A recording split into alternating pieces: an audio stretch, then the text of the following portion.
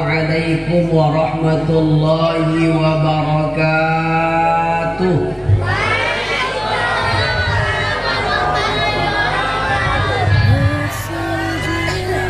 Alhamdulillahilladzi allafa baina qulubina.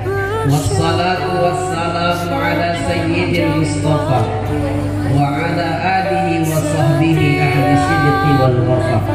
Subhanaka la ilma lana illa ma 'allamtana innaka antal alimul hakim. Shadaqallahu azim. Yang sama kita hormati, kita muliakan.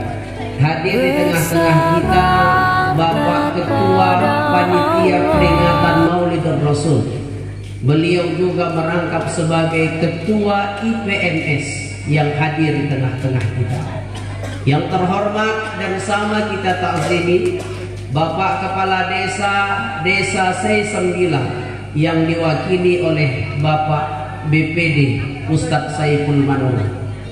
Kemudian para bapak dan ibu yang tak bisa saya sebutkan satu persatu. Mudah-mudahan kita semua dimuliakan Allah Subhanahu wa taala. 1 jam materi dakwah yang sudah saya siapkan mau saya sampaikan malam hari ini. Tapi 15 menitnya udah disampaikan sama Pak Nazarudin. Jadi tinggal 45 menit lagi lah sisanya. Dan saya pun di mana ceramah tak pernah dakwah itu panjang, Pak. Kenapa? Karena guru saya bilang ceramah yang panjang itu bukan dilihat dari berapa lama jarum jam berjalan, tapi ceramah yang panjang itu lihatlah situasi duduknya jamaah. Kalau kaki jamaah udah ganti posisi duduk 3 kali, berhentilah ceramah. Karena jamaah lebih memikirkan asam uratnya daripada ceramah. Jadi saya sambil ceramah nengok bapak-bapak, ibu-ibu khususnya, kalau udah ada mulai selonjor, mukul-mukul kaki, kita langsung tutup doa. Bapak Ibu yang dimuliakan Allah, ketika kita cerita tentang Maulidur Rasul, kita bukan hanya cerita tentang Nabi itu lahir pada hari Isnin 12 Rabiul Awal 571 Masehi, lahir pada tahun Gajah. Tapi ketika kita cerita Maulidur Rasul, kita cerita bagaimana tinggi dan mulianya akhlak Rasulullah SAW. Bagaimana akhlaknya terhadap Allah dan bagaimana akhlaknya terhadap manusia. Pertama kita bahas, Nabi Muhammad itu sudah dijamin Allah masuk surga, tapi jangan tanya bagaimana kualitas ibadahnya. Nabi dijamin masuk surga, kemudian dia diemban untuk berdakwah. Pak, dakwahnya Nabi itu luar biasa. Menerima wahyu di usia 40 tahun, dakwah luar biasa di kota Mekah. Habis harta istrinya, dia tak pernah mengeluh. Artinya apa? Dakwah itu butuh perjuangan. Jadi kalau hanya IPMS, hanya kemudian digosipkan ada unsur politik, kemudian melemahkan niatnya untuk mengembangkan dakwah di desa C9 ini, maka Allah akan jauh dari kita. Teruslah berjalan, karena kita berniat baik pun akan ada orang tidak baik memandangnya. Jangan pikirkan pendapat orang. Kalau kita pikirkan pendapat orang, tak ada benarnya kita di mata siapapun. Kenapa begitu? Kalau orang dah tak suka nengok kita, Bu, pergi ke masjid pun kita salah, apalagi tak pergi. Nah, sok ke masjid. Nanti retak dinding masjid tu. Gitu dia tak ke masjid, percuma rumah dekat masjid, tapi tak kapan ke masjid. Ibu pakai jilbab, kalau orang tak suka nengok ibu salah. Kalau sok pakai jilbab, karena keritingnya itu. Coba udah rebonding, pasti nggak pakai jilbab. Artinya apa? Luruskan niat, ikhlaskan karena Allah. Kenapa? Biar Allah yang membalasnya. Hal yang kita yakini janji Allah, "Faman ya'mal misqala dzarratin khairan yarah, wa may ya'mal misqala dzarratin syarran yarah." Setiap perbuatan itu ada balasannya. Baik perbuatan itu, baik balasannya. Buruk perbuatan itu, maka buruklah balasannya. Ikhlas dalam segala ibadah. Saya datang kemari itu ikhlas. Kenapa, Ustaz? Karena saya sering bercerita tentang seorang murid pesantren yang sering datang ke rumah guru. Ketika dia tamat dari pesantren, dia nikah, dia bilang sama istrinya, "Dek, ya bang, abang rindu dengan Pak Ustadz yang dulu ngajar kita di pesantren. Yuk kita ke pesantren yuk." Nengok Pak Ustadz, ayo bang, tapi kita bawa apa ya dek? Nggak tahu bang, di rumah nggak ada apa-apa. Coba lihat, nggak ada bang. Yang ada cuma pohon singkong di belakang rumah. Orang saya sembilang ini tahu pohon singkong. Pohon pisang tahu? Salam dari Linda. Nggak ada apa-apa, yang ada cuma singkong. Ya udah bawa, cabut tuh singkong bawa ke rumah Pak Ustadz. Dicabut singkongnya, bawa rumah Pak Ustadz. Assalamualaikum Pak Ustadz, salamnya ada buah tangan, maaf cuma singkong, nggak apa-apa kata Ustadz. Cerita-cerita, bincang-bincang, kemudian mereka pamit pulang. Pak Ustadz kami izin pulang. Kata Ustadznya tunggu sebentar nak. Tunggu sebentar, dia sabar menunggu. Ustadznya ngomong sama istrinya, Umi, ya Bi, itu murid kita mau pulang. Tadi mereka datang bak buah tangan, masa pulang nggak kita bawain buah tangan, kita malu lah. Kata istrinya di rumah nggak ada apa-apa loh Abi. Coba lihat yang benar, nggak ada lobi, yang ada cuman ayam. Ya udah tangkap itu ayam, kasih sama mereka. Ditangkap ayam, kasih mereka. Mereka pulang di tengah jalan jumpa kawannya yang sama-sama sekolah pesantren. Kawannya nanya, loh kalian dari mana kok bawa ayam? Dari rumah Pak Ustadz. Kok bisa bawa ayam? Nggak tahu, tadi kami datang bawa singkong, pulang dibontotin ayam. Lalu kawannya mikir, kalau orang ini datang hanya bawa singkong aja pulang dibontotin ayam, kalau gitu aku datang ke rumah Pak Ustadz bawa ayam biar pulang dibontotin kambing. Datang dia bawa ayam. Assalamualaikum Ustadz. Waalaikumsalam. Ini ada buah tangan, maaf cuman ayam. Nggak apa-apa, nggak apa-apa. Cerita-cerita, bincang-bincang, kemudian dia bilang, Ustadz izin saya mau pulang. Oh tunggu sebentar nak, tunggu sebentar. Dia deg-degan nunggu kambingnya. Ustadznya ngomong sama istrinya, Umi, ya Bi, itu murid kita mau pulang. Tadi dia datang bak buah tangan, masa pulang nggak kita bawain buah tangan? Tapi di rumah nggak ada apa-apa, Bi. Coba lihat yang bener nih, nggak ada. Yang ada cuman singkong tadi. Yang ada cuman singkong. Yang datang bawa singkong, pulang bawa ayam. Yang datang bawa ayam, pulang bawa singkong. Apa yang membedakan kehadirannya? Ikhlas. Makanya saya datang ceramah di C9 ini ikhlas. Karena saya yakin pulang nggak akan mungkin bawain singkong. Paling kelapa ya Pak. Makanya luar biasa. Dakwah saya luar biasa Pak di sini. Saya baru pulang dari Banda Aceh. Ceramah di sana luar biasa, masih ada yang daerah-daerahnya dalam Pak. Jalan 5 meter lubang, jalan 5 meter lubang. Tapi saya kemari alhamdulillah Pak, jalannya rata lubang semua. Mudah-mudahan suatu hari nanti ketika saya kembali lagi jalannya udah rata di aspal semua. Amin. Maka ikhlas. Nabi Muhammad itu udah dijamin masuk surga. Tapi jangan tanya kualitas ibadahnya. Bu, Nabi menghatamkan Al-Quran berulang-ulang kali dalam setiap bulan. Pertanyaannya, ibu-ibu mana lebih lama nonton Ikatan Cinta sama baca Quran? Ikatan Cinta Ustaz, Ikatan Cinta 1,5 jam ditungguin, baca Quran 15 menit pedih mata.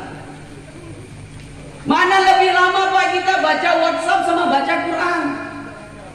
Nengok HP berjam-jam tahan, baca Quran gak tahan. Cita-cita kita ingin masuk surga lah, ya apa tidak?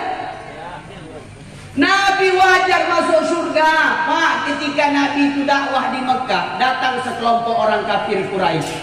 Apa dia bilang? Ya Muhammad, apa yang kau inginkan dari dakwahmu? Kalau memang engkau mau harta, bilang sama kami. Kami akan kumpulkan harta banyak untukmu agar kau jadi orang yang kaya di kota Mekah ini. Kalau kau ingin jabatan, bilang. Kami akan angkat engkau menjadi pemimpin kami agar kau memiliki jabatan. Kalau kau ingin perempuan ya Muhammad, sampaikan. Pilih untukmu bukan hanya 1, bukan 2, tapi pilih wanita paling cantik 10 orang di kota Mekah, nikahi untuk menjadi istrimu.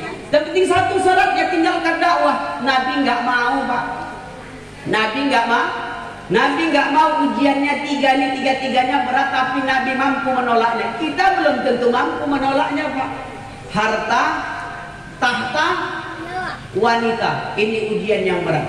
Diuji dengan jabatan. Berapa banyak orang yang awalnya dia bagus agamanya, tapi diuji dengan jabatan rela melakukan yang salah demi harta dan jabatan.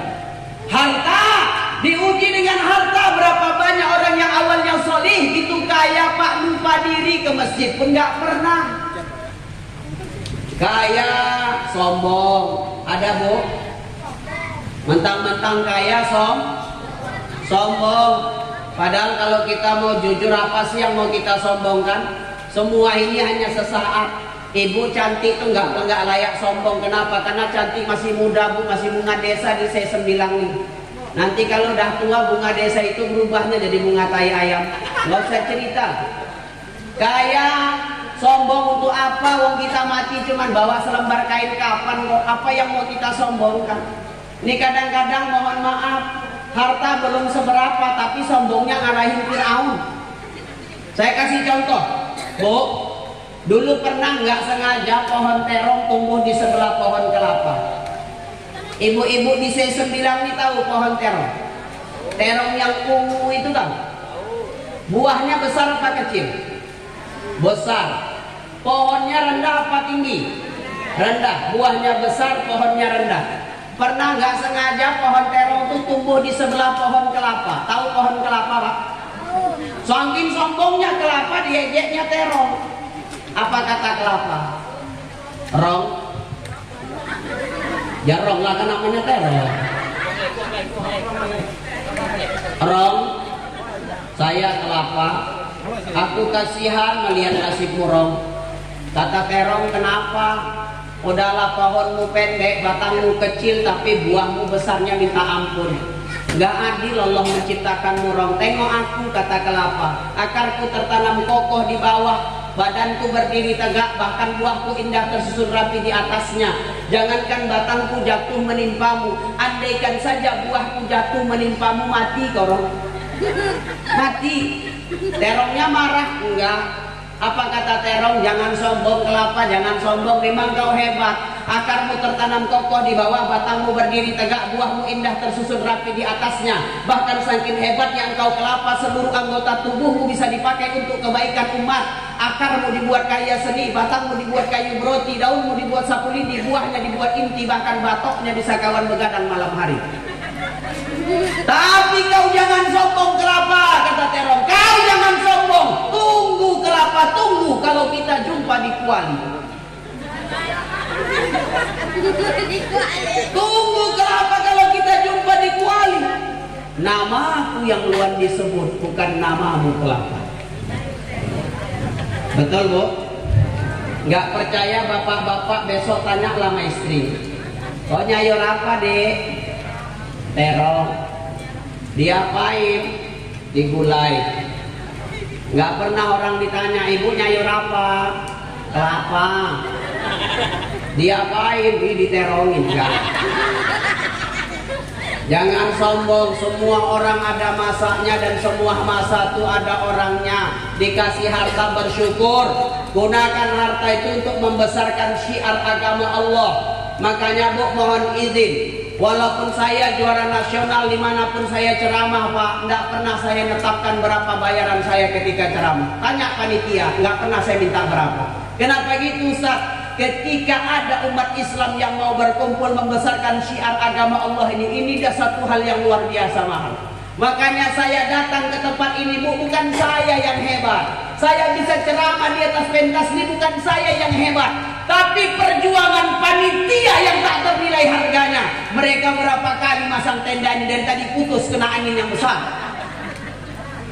Mereka cari dana untuk buat acara ini. Mereka hebat. Cari dana ini bukan enak, Pak. Door to door. Kadang-kadang ada yang ngasih cuma 2.000 tapi nanya snack. Nanti ada snacknya.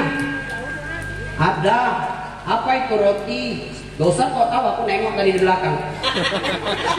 Hitung dia roti 2.000, aqua gelas 1 gopek, 2.000 gopek, dia nyumbang 2.000. Panitia data per gopek, coba bayar. Itu nanti panitia juga salah. Kenapa? Alah, panitia nggak adil. Bapak-bapak yang di meja dapat susu, tapi enggak. Salah aja. Jangan selalu memandang orang salah. Saya datang, Bu, ceramah dimanapun, insya Allah saya hadir. Panitia bilang, Ustaz, tadi ada bapak-bapak bilang terima kasih sudah mau datang. Saya bukan terima kasih sudah mau datang, terima kasih Bapak udah mau undang. Bukan cerita bayar. Guru saya selalu bilang, begitu besar dosa seorang ustaz kalau dia ceramah diminta ceramah minta bayar. Besar dosa ustaz itu kalau dia ceramah Tapi lebih besar dosa panitia yang undang ustaz nggak nyiapkan bayar.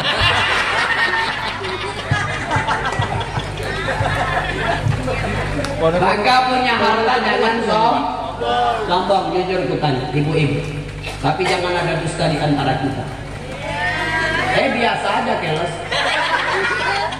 Bu, mana uang lebih banyak tiap bulan ibu habiskan untuk beli make up apa untuk sedekah? Jujur aja lah. Beli make up 300.000 sanggup.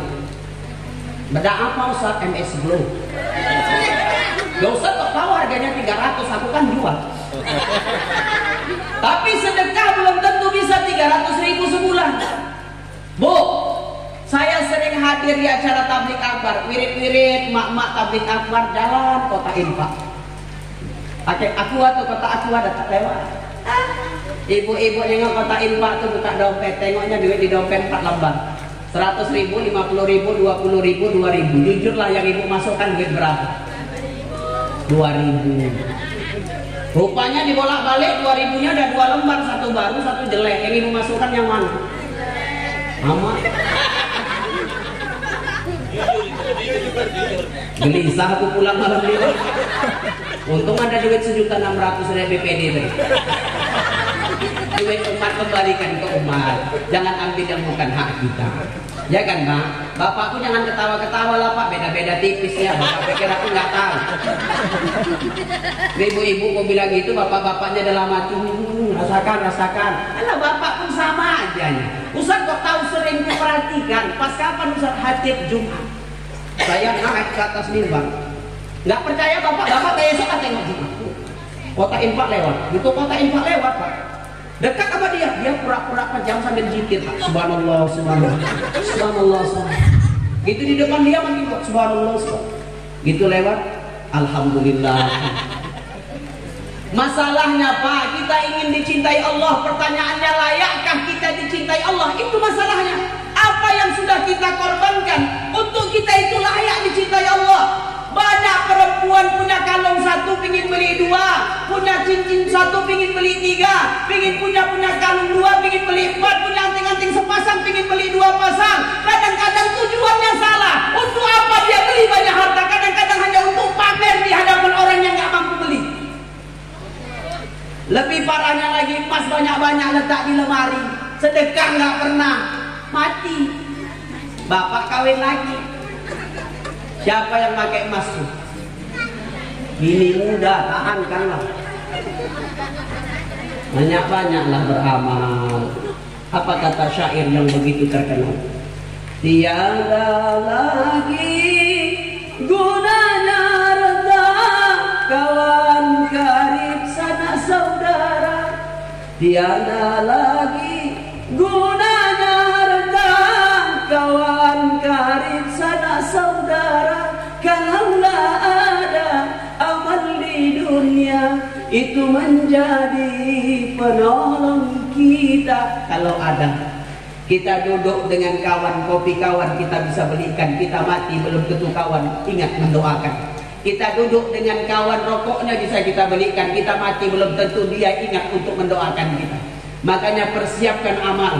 Tempat kita kembali sungguhnya kepada siapa? Allah Subhanahu wa Ta'ala. Ustaz, aku kan punya harta supaya cantik di hadapan suami, masa nggak boleh? Boleh. Tapi kadang-kadang banyak perempuan bermakeupnya bukan untuk suami, tapi bermakeupnya ketika pergi undangan.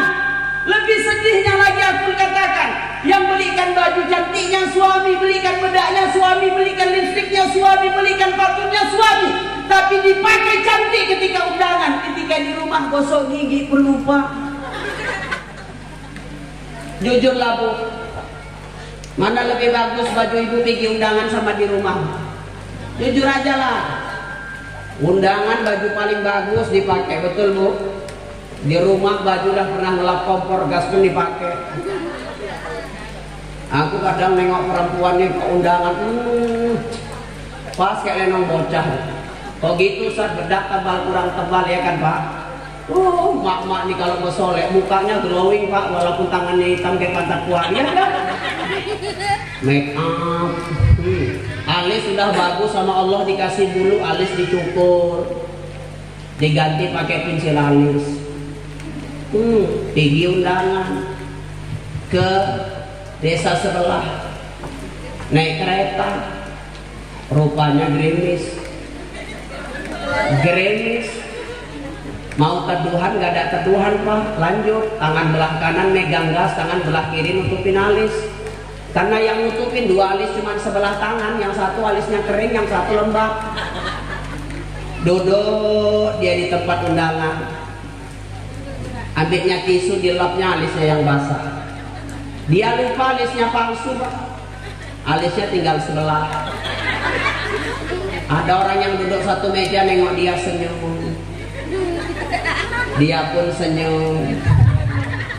Gitu dikeluarkannya senjatanya. Apa senjata perempuan Ustaz? Perempuan tuh selalu bawa cermin di tasnya, ambilnya cerminnya, tengoknya mukanya pingsan dia. Kenapa Ustaz? Alisnya cuma sebelah. Bu, cantik untuk orang saja ibu bisa, kenapa nggak bisa cantik buat suami? Makanya mohon izin, aku kalau ada laki-laki marahi istrinya, walaupun itu bukan istriku, bukan saudaraku, aku ikut kecil hatiku, Bu. Tergores hatiku. Kenapa Ustaz? Karena aku lahir dari rahim seorang wanita. Wanita itu Bu dicintai, bukan dikasari. Wanita itu disayangi. Tapi kadang-kadang berapa banyak hari ini Pak menikah 2 tahun, 3 tahun, tapi istri ditendangi, ditampari. Pak, wanita itu makhluk yang paling mulia. Apa buktinya Ustaz? Pertama, ketika Allah menciptakan Nabi Adam Pak, Adam merasa kesepian di surga. Lalu kemudian Adam berdoa, ya Allah kasih aku kawan. Allah ambil tulang rusuk, maka diciptakan Hawa. Apa maknanya Ustaz? Perempuan itu diciptakan dari tulang rusuk, tapi berapa banyak perempuan hari ini sanggup jadi tulang punggung dalam keluarganya. Betul Bu? Perempuan yang kerja, apa yang bisa dijual. Suaminya kemana Ustaz? Suaminya duduk warung. Ngapain Ustaz? Semualah dibahas kok, dah duduk warung. Musim politik bahas politik, mau pilkades bahas pilkades. Nggak musim politik, nggak musim pilkades bahas kogel. Nengok aneh sikit kodealan. Ada Bu. Oh, ada orang jatuh aja pun dia bukan bantuin, cari pulpen karena nulis BK. Coba bayangkan. Ada, bukan orang sini, orang sana. Orang sana. Cuman katanya orang sana itu pindahan dari sini. Makanya aku kok nengok orang gila togel ini sakit hatiku. Lo tau kenapa Ustaz? Aku pernah tablik akbar pakai gini lah Pak. Ada pentas, jamaahnya tapi ramai. Ini kosong. Lagi enak-enaknya ceramah lewat kambing 2 ekor. Ya aku lanjut aja lah ceramah. Namanya kambingnya di bawah kan nggak ganggu Pak. Tapi yang ganggu mak-mak pemain marhaban waktu itu duduk di pentas sebelah kiri. Apa kata mak-mak itu? Ustaz kok dialam ya Allah.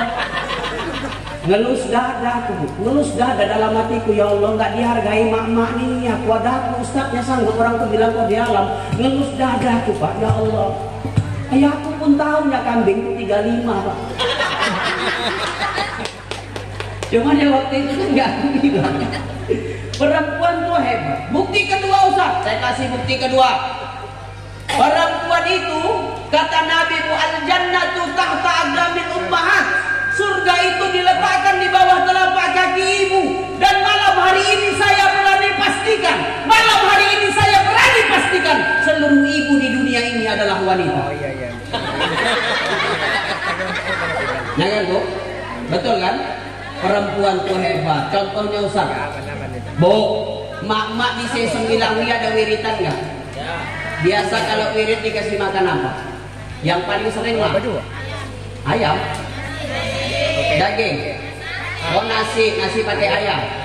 Oke, perhatikan Pak, mak-mak itu dikasih dia nasi pakai ayam. Nasi itu nggak akan dimakannya sebelum dia pastikan ada yang dibontoti bawa pulang apa enggak. Perhatikan. Tengok-tengoknya ke dapur ada nggak bungkusan? Gitu tengoknya nggak ada, dipanggilnya yang punya rumah. Oh Bu, ada plastik. Lo kok nggak dimakan? Kenyang. Padahal dia bukan kenyang, dia berpikir, aku di sini enak makan nasi pakai ayam, anakku di rumah makan apa? Itu hebat.